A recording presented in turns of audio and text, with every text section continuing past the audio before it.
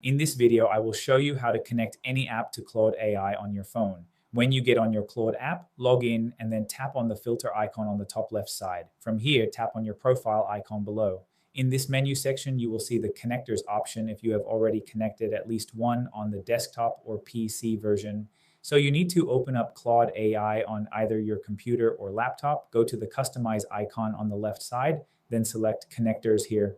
After that, click on the plus icon. From there, choose Browse Connectors. I will be typing Canva and using Canva as the app to connect to Claude here.